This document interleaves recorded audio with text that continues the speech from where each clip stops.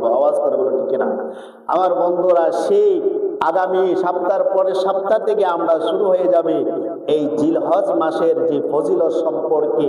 জিলহজ মাস কেন এসেছে, জিলহজ মাস কার জন্য, এই কোরবানি কার জন্য, আসলে সকলের জন্য কোরবানি কিনা না নির্দিষ্ট ব্যক্তির জন্য কোরবানি, এগুলা আমাদের জানতে হবে ঠিক না? অনেকে দেখা গেল কোরবানি তার উপরে ওয়াজিব হয় নাই, না হওয়ার বলো আনন্দের সাথে কোরবানি দেয়। আল্লাহ কিন্তু সেভাবে বলেন নাই যে তোমরা কষ্ট করে আমার রাস্তায় কোরবানি পশু ক্রয় করে এনে বিক্রি করে ক্রয় করে এনে আমার রাস্তায় কি করো, কোরবানি করো, এই কথা কিন্তু আল্লাহ বলেন নাই। তাহলে আমরা ওইভাবেও কাজ করব না আনন্দের সাথে। কিন্তু আমার উপরে যদি আমার কোরবানির ওয়াজিব হয় তাহলে আমি কি করব, কোরবানি দিব। আমার উপরে যদি ওয়াজিব না হয় তাহলে আমি কোরবানি দেব না। এটার কিন্তু আল্লাহ বিধান করেছেন যে যাদের উপরে কোরবানি কি ওয়াজিব তাদের উপরে কি করতে হবে, কোরবানি দিতে হবে। আর ওয়াজিব যদি না হয় আপনি কোরবানি দিবেন না। কিন্তু নামাজের ক্ষেত্রে সবার জন্য কি করতে হবে, নামাজ পড়তে হবে, এর ক্ষেত্রে মাফ নাই। আমরা দেখা গেল নামাজের খবর নাই, কোরবানি নিয়ে আমরা দেখা গেলে ব্যস্ত থাকি, কিন্তু এগুলা করা যাবে না। নামাজও পড়তে হবে, যাদের উপরে কোরবানি ওয়াজিব তারা কোরবানিও দিতে হবে।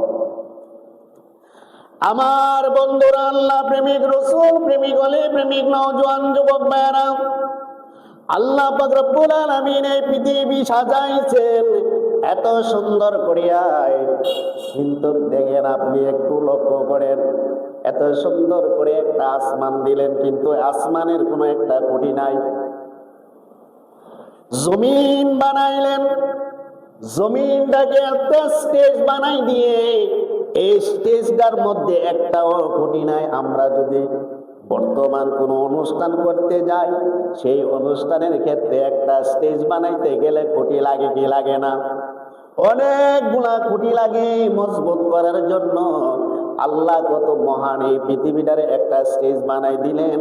আজ পর্যন্ত কোনো মানুষ বলতে পারবে না এই জমিনে একটা স্টেজে একটা খুঁটি আছে। বিনা খুঁটিয়ে এত সুন্দর করে একটা স্টেজ বানাই দিলেন। আর আসমানটাকে সামানা বানাইয়া আল্লাহ পাক রব্বুল আলামিন গাছপালাকে আমাদের জন্য সৌন্দর্য বানাইয়া এবং গাছপালার সৌন্দর্যের জন্য পাখি প্রেরণ করিয়া এত সুন্দর করে এই পৃথিবীতে মানুষ প্রেরণ করেছেন। কেন কেন কেন মানুষ কেন প্রেরণ করলেন? একমাত্র আল্লাহ বলে আমার ইবাদত করার জন্য। আমরা কার ইবাদত করব? আল্লাহর। সুবহানাল্লাহ বলেন। আমরা আল্লাহর ইবাদত করব, আল্লাহর ইবাদত ছাড়া অন্য কার ইবাদত করব?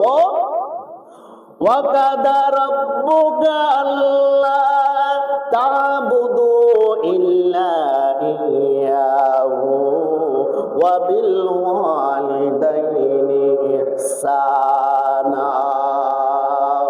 আমার আল্লাহ ডাক দিয়ে বললেন, ও বন্ধুরা, ও বন্ধুরা, বন্ধুরা, আল্লাহ বলেন আমার আগে সর্বপ্রথম ইবাদত করতে হবে। আমার ইবাদতের পরে তোমরা তোমাদের মা বাবার সাথে ভালো ব্যবহার করতে হবে, মা বাবার হুকুম মানতে হবে, মা বাবার সাথে ইহসানের সহিত কথা বলতে হবে। তারপরে আগে আল্লাহ নিজে বলেছেন আগে তোমরা আমার ইবাদত করতে হবে। আমার বন্ধুরাই, আল্লাহর ইবাদত করতে হলে কিভাবে আল্লাহর ইবাদত করতে হবে? আমরা কি নামাজের মাধ্যমে আল্লাহর ইবাদত সীমাবদ্ধ কিনা এটাও তো জানতে হবে। এই মা বাবার খেদমতের মাধ্যমে কি ইবাদত সীমাবদ্ধ এটাও তো জানতে হবে।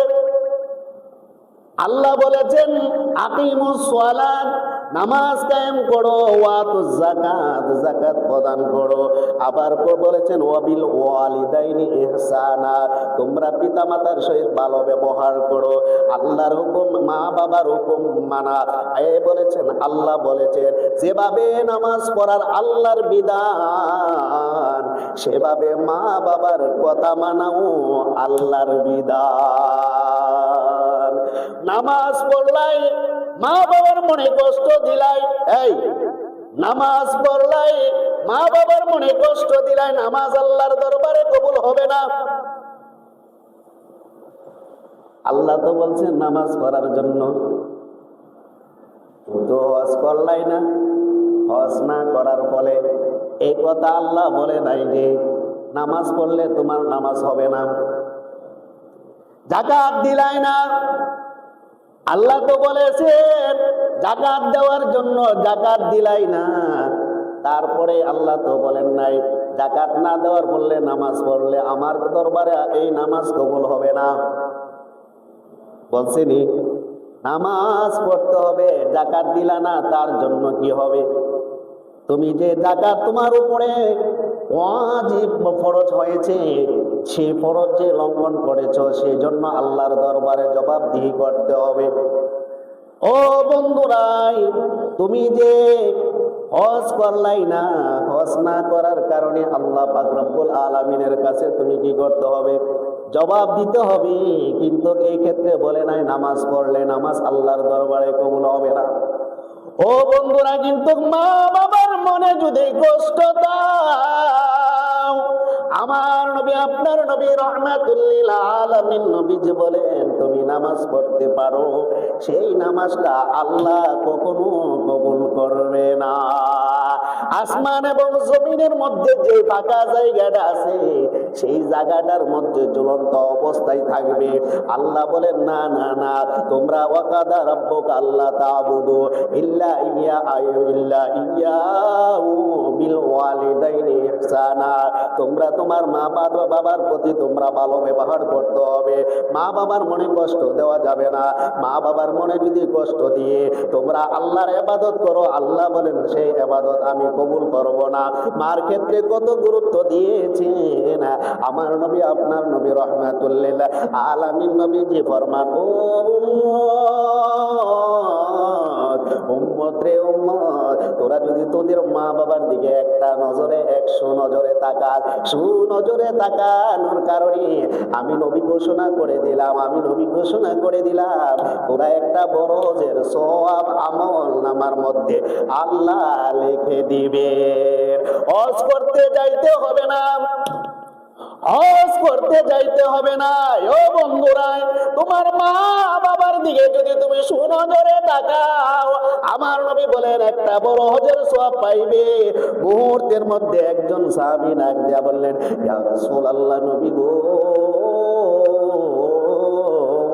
ও মায়ার নবীজি, আমি যদি একবার তাকাই তাহলে আপনি তো বললেন একটা বড় হজের সওয়াব আমল নামার মধ্যে আল্লাহ লিখে দিবেন, আমি যদি 2 বার তাকাই তাহলে 2 বারের বিধান কি? আমার নবী আপনার নবী রাহমাতুল লিল আলামিন নবীজি বলেন, উম্মত রে উম্মত, তুই যদি 2 বার তাকাস, 2টা বড় হজের উমরা হজের 2টা বড় হজের সওয়াব দিয়ে আমল নামার মধ্যে পাবি। শুধু তাই নয়, 3 বার যদি তাকাস, 3 বার হয়ে একটা বড় হজের সওয়াব, অর্থাৎ 3টা বড় হজের সওয়াব তোর আমল নামার মধ্যে আল্লাহ লিখে দিবে। মা কেন এত দামি জানি না সকলে, বলো না মা কেন এত দামি জানে না সকলে, জানতো যদি পড়তো দেখে কোরআন হাদিস বলে, জানতো যদি পড়তো দেখে কোরআন হাদিস বলে, একটি হজের সওয়াব মিলে, একটি হজের সওয়াব মিলে, মাকে একবার দেখিলে, দেখিলে মা কেন এত দামি জানে না সকলে গো, মা কেন এত দামি জানে না সকলে। 10 মাস 10 দিন গর্ভধারণ করেছিল মা, সহ্য করে নিয়েছিল কতই যন্ত্রণা। 10 মাস 10 দিন গর্ভধারণ করেছিল মা, সহ্য করে নিয়েছিল কতই যন্ত্রণা। সেই মাকে কষ্ট দিলে, সেই মাকে কষ্ট দিলে খোদার আরশ অটলে, অটলে মা কেন এত দামি জানে না সকলে গো, মা কেন এত দামি জানে না সকলে। আল্লাহর ওলি বাইজিদ বিরল ঘটনা, মায়ের সেবায় তিনি ছিলেন উত্তম নমুনা। আল্লাহর ওলি বাইজিদ বিরল ঘটনা, মায়ের সেবা তিনি ছিলেন উত্তম নমুনা। ছেলের জন্য করেন দোয়া, ছেলের জন্য করেন দোয়া, মায়ের দোয়া তুলে তুলে। মা কেন এত দামি জানে না সকলে গো, মা কেন এত দামি জানে না সকলে। জানতো যদি পড়তো দেখে কোরআন হাদিস বলে, জানতো যদি পড়তো দেখে কোরআন হাদিস বলে। একটি হজের সওয়াব মিলে, একটি হজের সওয়াব মিলে, মাকে একবার দেখিলে দেখিলে। মা কেন এত দামি জানে না সকলে গো, মা কেন এত দামি জানে না সকলে। ও বন্ধু, বন্ধুরে, আমার নবী বলেছেন হজ করতে যাইতে হবে নাই, তুমি যদি তোমার মার দিকে সুনজরে একবার তাকাও, তাহলে একটা বড় হজের সব তোমার আমল নামার মধ্যে লিখে দিবেন। ও বন্ধু, বন্ধু, বন্ধু, শুধু তাই নয়, আমার নবী আপনার নবী বলেন তোমার জন্য মা হলো জান্নাত, আবার তোমার জন্য তোমার মা হইল জাহান্নাম। এখন বলতে পারেন হুজুর, মা কিভাবে জান্নাত হয়, মা আবার কিভাবে জাহান্নাম হয়? ও বন্ধুরা, বন্ধুরা, তোমার মা যদি তোমাকে বদদোয়া দে, তোমার মা যদি তোমার মধ্যে অভিশাপ দে, তাহলে তুমি জাহান্নামী হয়ে যাইবা। আর তোমার মা যদি তোমার জন্য দোয়া করে, এমন হতে পারো তুমি একজন আল্লাহর ওলি হয়ে যেতে পারো। আর আল্লাহর ওলি যারা, তারা কখনো জাহান্নামে যাবে না। বন্ধু, মা যদি দোয়া করে দেন, তুমি জান্নাতি হয়ে যেতে পারো, ঠিক না? মা এমন একজন মা, দুইটা বর্ণ দ্বারা মা, ঠিক না? যত এই মা শব্দটা ব্যবহার করি, তৃপ্তি মিটে না, তৃপ্তি মিটে না, মা মা বলে ডাকতে ইচ্ছে করে। আজকে আমি আপনি বিপদে পড়ি, সর্বপ্রথম মা শব্দটা ইউজ করি, মনের মধ্যে ব্যথা পাই, সর্বপ্রথম আমরা মা শব্দটা ইউজ করি। মাগো মা, ঠিক কিনা, কই কিনা? মাগো মা, মা কত দন আজকে আমরা ছেলেরা বুঝি নাই, মাকে অবহেলা করি, মাকে অবহেলা করি, মার কথা শুনতে চাই না। মা যদি বলে ভালো কথা, আমরা ভালো কথাটা ডিসলাইক করি, ঠিক কিনা?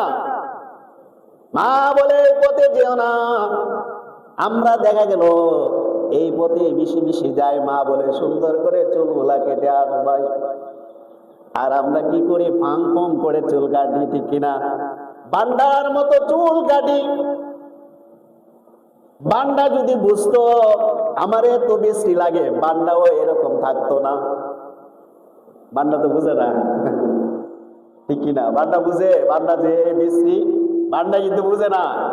বান্দা যদি বুঝতো যে আমি বেশি, আমার বেশি লাগতেছে, তাহলে বান্দা সবসময় সুন্দর অবস্থায় থাকতো। আর আমরা কি করি, বান্দা জানোয়ারের মতো আমাদের চুলগুলা রাখি, রাখি কি রাখি না? এডি মস্তানের মতো চুল রাখি, মার কথা শুনি না, বাবার কথা শুনি না। আজকে সমাজ অধপত। আমি বলছিলাম না গতকাল, গত জুম্মায়, কিয়ামতের আলামত একটা হলো অবাধ্য হবে সন্তানগুলা, মা বাবার অবাধ্য হবে, ছোট ছোট আলামতের মধ্যে। আজকে যারা মার কথা শুনে নাই, মা বাবার অভিশাপ নিয়ে জীবন কাটাচ্ছে, তারা কখনো শান্তিতে নাই। তারা রাস্তাঘাটে ঘোরাফেরা করতেছে, নিজের বাড়িঘর আছে, বাড়িঘরে থাকার মতো তার ক্ষমতা নাই। মা অভিশাপ দিয়ে গেছে, বাবা অভিশাপ দিয়ে গেছে, আল্লাহ যেন তোরে রাস্তায় রাস্তায় ঘোরায়া মৃত্যুবরণ করে। কারণ কি, মারে কষ্ট দিছে, বাবারে কষ্ট দিছে। এজন্য যুবক আমি বলবো তোমাদেরকে, মা বাবার মনে কোনোদিন কষ্ট দিও না। মা বাবার সবসময় দোয়া নিবাই।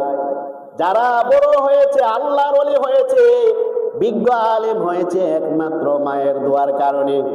এর প্রমাণ হলো বাইজিদ বুস্তামি আব্দুল কাদের জিলানী, সুবহানাল্লাহ বলেন। আব্দুল কাদের জিলানী মায়ের দোয়ায় তিনি একজন বিজ্ঞ আলিম, বিজ্ঞ আল্লাহর ওলি হয়েছেন। বড় বড় পীর আব্দুল কাদের জিলানী বলে, ও যুবক রে, মায়ের পেটে যখন ছিলেন ওই সময় তিনি মায়ের আদব তিনি পালন করতেন। মা যেভাবে চলতেন ওই সময়ে ওই আব্দুল কাদের জিলানী মায়ের পেটের থেকে মার আদব গুলা তিনি লক্ষ্য করতেন। মা কোনোদিন মিথ্যা কথা বলতেন না। আব্দুল কাদের জিলানীর জীবনে কোনোদিন মিথ্যা কথা বলেন নাই, সুবহানাল্লাহ বলেন। মা কুরআন তেলাওয়াত করতেন। আব্দুল কাদের জিলানী মায়ের পেটের মধ্যে ছিলেন। মা ফজরের সময় নামাজের পরে কোরআন তেলাওয়াত করতেন। আব্দুল কাদের জিলানীও সে মায়ের পেটের মধ্যে কোরআন তেলাওয়াত মার পেটের মধ্যে থাইকা করতেন, সুবহানাল্লাহ। শুধু তাই নয়, মায়ে সব সময় কোরআন তেলাওয়াত করতেন, উযু অবস্থায় থাকতেন। তিনিও উযু অবস্থায় থাকতেন পৃথিবীতে আসার ফলে। ও যুবক, সব সময় উযু অবস্থায় থাকতেন, কোরআন তেলাওয়াত করতেন। মা ওই আব্দুল কাদের জিলানী ও মায়ের পেটে থেকে কোরআন তেলাওয়াত গুলা শিখে এসেছে। শুধু এক পারা নয়, দুই পারা নয়, তিন পারা নয়, চার পারা নয়, কিতাবের মধ্যে এসেছে, জীবনের মধ্যে এসেছে। ও যুবক ভাইরা, মা ছিলেন 18 পারার হাফেজ, সুবহানাল্লাহ বলেন। কত পারার হাফেজ? 18 পারার হাফেজ মা ছিলেন। মা যখন কোরআন তেলাওয়াত মুখস্থ করতেন আর পড়তেন, আব্দুল কাদের জিলানী বলতেন, আমি আমার মায়ের পেটের মধ্যে থাইকা আমি আমার মা যেভাবে কোরআন মুখস্থ করে পড়তেন আমি আব্দুল কাদের জিলানীও মুখস্থ করে ফেলেছি। আমার বন্ধুরা মার অনুসরণ করতেন, মা যেভাবে চলতেন সেভাবে চলতো। এই জন্য আমার দোয়ায় তিনি একজন বড় আল্লাহর ওলি হয়েছেন, আব্দুল কাদের জিলানী হয়েছেন রে বাবা ভাইরা। শুধু তাই নয়, মায়ের দোয়ার কারণে আমার যুবক ভাইরা, বড় বড় যারা আলেম আছে, সকল আলেমরা একমাত্র মায়ের দোয়ার কারণে এই বিজ্ঞ আলেম হয়েছে। আমি যদি হাফেজ সাহেবরে বলি, ও হাফেজ সাহেব, আপনি এই অবস্থায় কিভাবে এসেছেন? উনিও বলবো, হুজুর, আমিও আমার মায়ের দোয়ার কারণে আমি এই অবস্থায় আসছি। মা যাই নামাজে বসিয়া আমার জন্য দোয়া করতেন, আল্লাহ গো, আমার ছেলেরা তোমার রাস্তায় দিয়ে দিলাম, তুমি কবুল কইরা নাও, সুবহানাল্লাহ বলেন। মা এভাবে দোয়া করতেন, একজন বিজ্ঞ আলিম হিসেবে কবুল করে নাও, একজন হাফেজ হিসেবে কবুল করে নাও। মা এভাবে চোখের পানি পালায়া পালায়া যাই নামাজের মুসল্লার মধ্যে বৈশা বৈশা আল্লাহর দরবারে কাঁদতেন। হয়তো ওই চোখের পানি উসিলায় এই আমাদের হাফিজ সাহেব সেই রকম একজন হাফিজ হয়েছেন। আমিও সেই রকম, আমার উস্তাদের আব্বা সরাসরি উনিও ওনার ছেলের জন্য দোয়া করেছে, আল্লাহ আমার ছেলেকে একজন আলিম হিসাবে কবুল করে নাও। তিনি এমন একজন আলিম, একটা কামিল মাদ্রাসার প্রিন্সিপাল হয়েছে, সুবহানাল্লাহ বলে, সুবহানাল্লাহ। তা কার জন্য? বাবার জন্য, মার দোয়ার জন্য। জিজ্ঞেস করেন হুজুরকে, হুজুর আপনি এত বড় বিজ্ঞ আলেম কামিল মাদ্রাসার প্রিন্সিপাল কিভাবে হয়েছে? উনিও বলবো, আমার মা বাবা দোয়া করেছিলেন আমার জন্য। আমার বন্ধুদের জন্য যুবক আমি তোমাদেরকে বলি, অভিশপ্ত জীবন মা বাবার বদদুয়া নিয়ে কাটায়ও না, তাহলে দুনিয়াতে তুমি শান্তি পাবে না, আখিরাতেও শান্তি পাবে না, কবরে গিয়া শান্তি পাইতাই না, ইবাদত আল্লাহর দরবারে কবুল হবে না। ও বন্ধুরা, বন্ধুরাই, এই জন্য আমার নবী বলেন, কোন মা যদি একটা দোয়া করে আল্লাহর কাছে, আল্লাহর সাথে সাথে সেই দোয়াটা কবুল করে নেন। এর মধ্যে কোনো পর্দা থাকে না। এখন ভালো হোক আর খারাপ হোক, ভালো দোয়া হইলে তো আলহামদুলিল্লাহ। আর যদি কোনো মা আপনার জন্য অভিশাপ দিছেন, আল্লাহ পাক রব্বুল আলামিন সেই অভিশাপটারও কবুল করে আনেন। মায়ের মনে কষ্ট দেওয়া যাবে না। আজকের কথা, মার মনে কষ্ট দেওয়া যাবে না। ও যুবক, মারে যত ভালোবাসবা তুমি ধনী হয়ে যাইবা, বাবাকে যত ভালোবাসবা তুমি ধনী হয়ে যাইবা। হয়তো সাময়িক তোমাকে মনে হইতেছে তুমি গরিব, না না না, আল্লাহর দরবারে তুমি একজন ধনী, এমন ধনী আল্লাহ তোমার সম্মানী বানিয়ে দিবেন। শুধু তাই নয়, হাসরের ময়দানে আল্লাহ পাক রব্বুল আলামিন তোমারে মা বাবার খেদমতের কারণে বিনা হিসাবে জান্নাতে দিয়ে দিবেন। আমার বন্ধু, আমার নবী, আপনার নবী রাহমাতুল লিল আলামিন নবীজি ঘোষণা করে, উম্মত, তোমার মা যদি ইহুদি হয়, নাসারা হয়, তোমার মা যদি ইহুদি হয়, নাসারা হয়, বা ইমানদার নয়, বেঈমান হয়, তাহলে তারপরও তোমার মার মনে আঘাত দেওয়া যাবে না।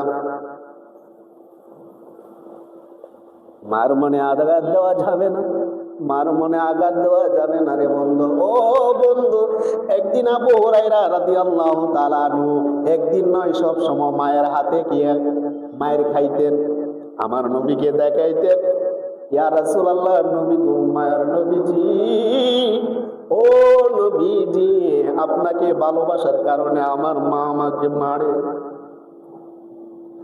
আমার মা আমাকে মারে।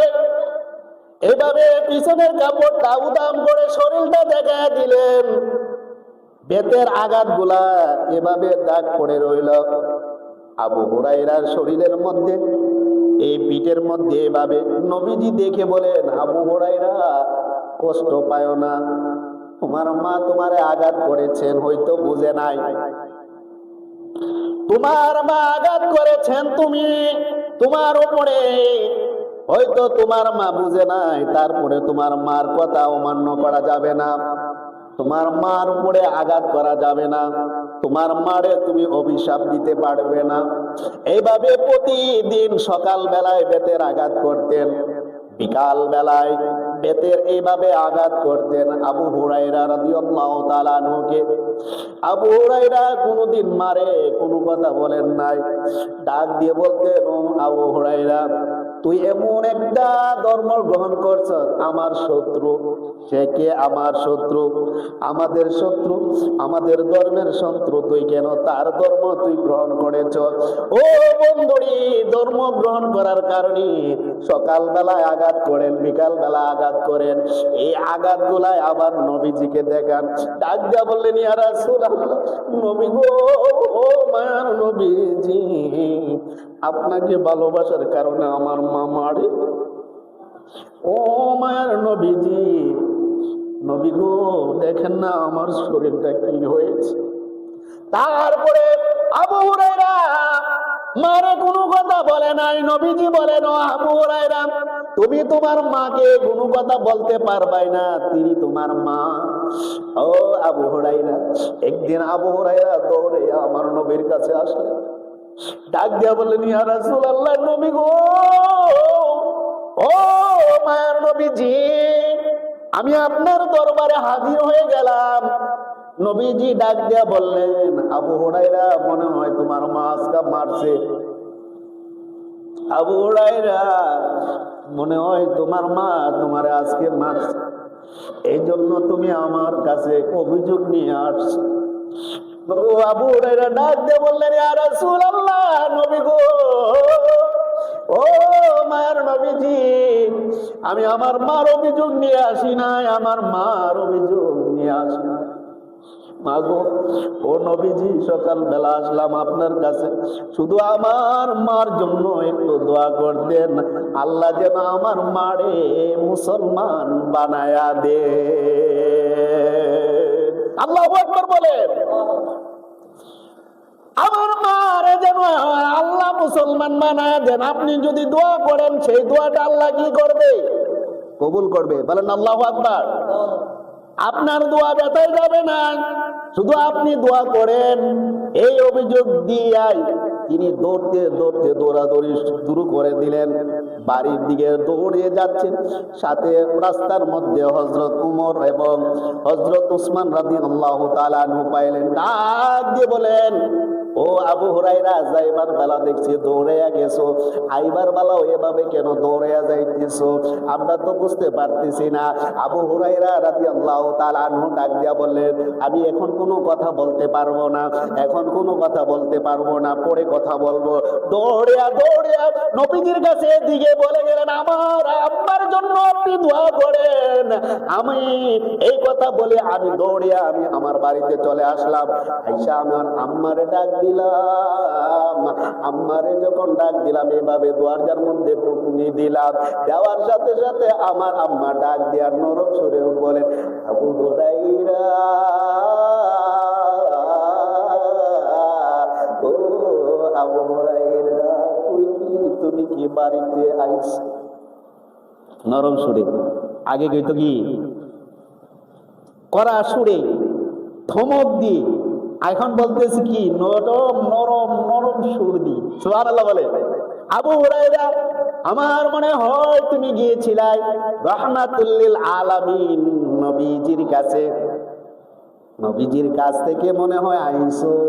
বা আম্মা, হ্যাঁ আমি নবীজির কাছে গিয়েছিলাম। ও এভাবে দরজা খুললেন, দরজা খুইলা আবু হুরায়রা মায়ের দিকে তাকাইলেন, তাকাইয়া দেখলেন মা চুল দিয়ে পানি পড়তেছে, চুল দিয়ে পানি পড়তেছে, কাপড়টা ভিজায় সেভাবে কাপড়টা যে এই গোসল কইরা আইছে, ওই গোসল অবস্থা যে কাপড়টা পাল্টানো থাকে ওই রকম হালকা হালকা ভিজায়। মারে ডাক দিয়া বললেন, মা, ও মা, যাইবার বেলা দেখলাম আপনি ঘুমাইয়া ছিলেন, আইবার মাত্রই দেখলাম আপনি গোসল কইরা আপনি নরম কণ্ঠ সুরে আমাকে বলতেছেন তুমি কি তোমার নবীজির কাছে গিয়েছিলাই? মা, মা গো, বুঝলাম না।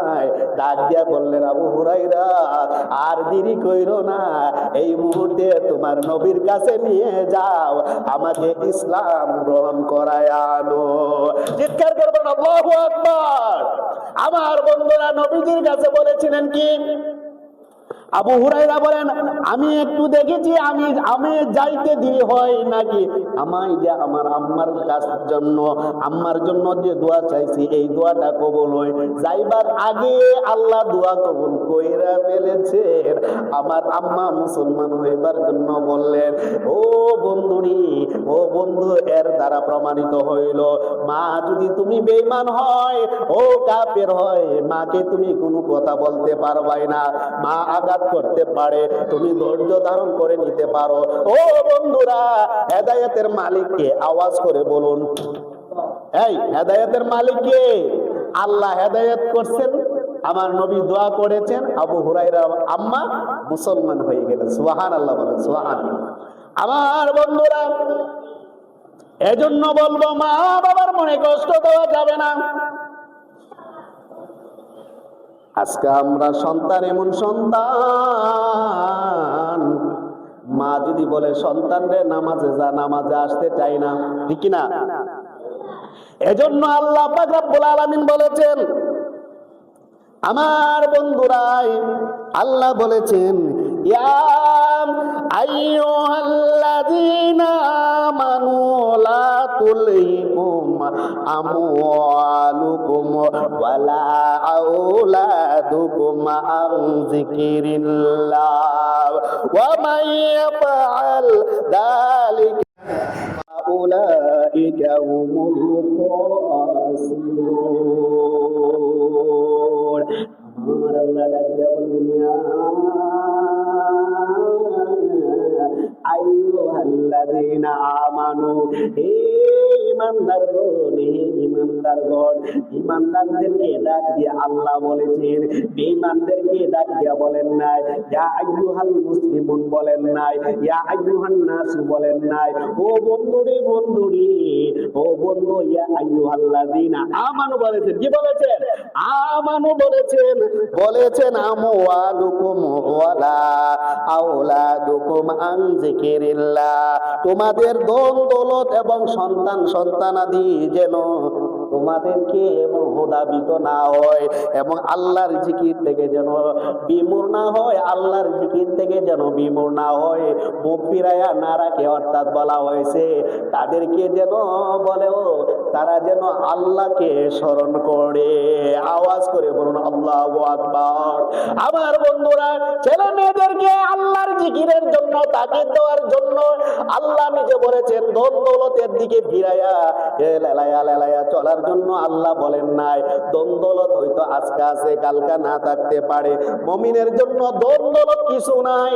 ছেলে সন্তানদেরকে আল্লাহ রাব্বুল আলামিন নিজে বলেছেন তোমরা তোমাদের ছেলে সন্তানকে আল্লাহর দিকে ডাকো, আল্লাহর দিকে ডাকো, যে আল্লাহর জিকিরের দিকে ডাকো। এখানে জিকির দ্বারা বোঝানো হয়েছে, জানেননি? এখানে জিকির দ্বারা বোঝানো হয়েছে সালাত, সালাত নামাজের জন্য আপনার ছেলে সন্তানদেরকে তাকিদ দেওয়ার জন্য আল্লাহ নির্দেশ দিয়েছে। কিসের জন্য? নামাজের জন্য। এজন্য আমার নবী, আপনার নবী রাহমাতুল লিল আলামিন নবীজি বলেন হাসরের ময়দানে সর্বপ্রথম নামাজ দিয়ে শুরু করবেন বিচার। কি দিয়ে? কি দিয়ে? নামাজ দিয়ে। কি দিয়ে? নামাজ দিয়ে বিচার শুরু করবেন। বাঁচতে পারতেন না। নামাজ পড়লে পড়বো, না পড়লে নাই, কিছু নাই, লাভ নাই। আমার নবী বলেছেন হাসরের ময়দানে নামাজের মাধ্যমে বিচার শুরু করবেন। আল্লাহ বলেছেন ইন্না সলাতা তানহা আনিল ফাহশাই ওয়াল মুনকার, নামাজ যত খারাপ কাজ আছে সকল খারাপ কাজ থেকে নামাজ বিরত রাখে। এই আয়াত যখন নাযিল হয়েছে আমার নবীকে ডাক দিয়ে বললেন ইয়া রাসূলুল্লাহ, নবী গো, ও মায়ার নবীজি, আমি নামাজের আয়াত নাজিল করেছি, নামাজ খারাপ কাজ থেকে বিরত রাখে, আপনি কি কিছু বলবেন না? সুবহানাল্লাহ বলবেন না নি? আমার বন্ধুরাই, আমার নবী ডাক দিয়ে বললেন আল্লাহ, ও আল্লাহ, আমি কি বলবো? আপনি বলেন, আপনি যা বলবেন আমি আল্লাহ তা কবুল করব। সুবহানাল্লাহ বলেন। আমি আল্লাহ আপনাকে বলার জন্য, সুবহানাল্লাহ বলে। অন্য নবীরা বলতো, আমি বলাইতাম না। তারা বলতো আল্লাহ আমাকে এই দাও, সে দাও, অনেক কিছু দাও, কিন্তু আমি আল্লাহ আপনাকে বলাই। আপনি বলেন, আমি দেব। সুবহানাল্লাহ বলেন। আপনি বলেন। আমার নবী, আপনার নবী রাহমাতুল লিল আলামিন ডাক দিয়ে বললেন আল্লাহ, আপনি কি বলতেছেন? আমি বলতাম। হ্যাঁ বলেন। আমি বললাম আসসালাতু মিফতাহুল জান্নাহ। সুবহানাল্লাহ বলেন না? আমার বন্ধুরা, আল্লাহ পাক রব্বুল আলামিন যখন আমার নবীর এই হাদিসটা শুনলেন, আল্লাহ বলেন আপনার হাদিসটা আমি কবুল করলাম, আমি নামাজ দিলাম। আপনি নামাজের দেওয়ার ক্ষেত্রে গিয়ে যে কাজটা করতে হবে, নামাজ পড়লে জান্নাতে যেতে হবে, সেই জান্নাতের তালা আমি ঝুলাইয়া দিলাম। আর আপনি যখন বলছেন আপনি চাবি নামাজকে বানাই দিয়েছেন, আমিও আল্লাহ তা কবুল করে নিলাম। আপনি ঘোষণা করে দেন আপনার উম্মতদেরকে আজ থেকে নামাজ হলো জান্নাতের চাবি। ইয়া রাসূলুল্লাহ, ইয়া হাবিবাল্লাহ, ইয়া রাসূলুল্লাহ, ইয়া হাবিবাল্লাহ, ইয়া রাসূলুল্লাহ। জবানটা খুলে বলেন না, একটু প্রাণ পড়ে। ইয়া রাসূলুল্লাহ, ইয়া হাবিবাল্লাহ, ইয়া রাসূলুল্লাহ, ইয়া হাবিবাল্লাহ, ইয়া রাসূলুল্লাহ। তুমি তুমি জীবন, তুমি মরণ, আদার গড়ে তুমি আপন, তুমি জীবন, তুমি মরণ, আদার গড়ে তুমি আপন, তুমি মুদের পারের তরি, তুমি মুদের তুমি নিদানে তরানেওয়ালা, ইয়া রাসূলুল্লাহ ইয়া হাবিবাল্লাহ, ইয়া রাসূলুল্লাহ ইয়া হাবিবাল্লাহ, ইয়া রাসূলুল্লাহ তুমি আমার আদার আলো, তাই তো তোমায় বাসি ভালো, তুমি আমার আদার আলো, তাই তো তোমায় বাসি ভালো, হৃদয় নামে ফুলদানিতে, হৃদয় নামে ফুল গেতে রেখেছি প্রেম মালা, ইয়া রাসূলুল্লাহ ইয়া হাবিবাল্লাহ, ইয়া রাসূলুল্লাহ ইয়া হাবিবাল্লাহ, ইয়া রাসূলুল্লাহ ইয়া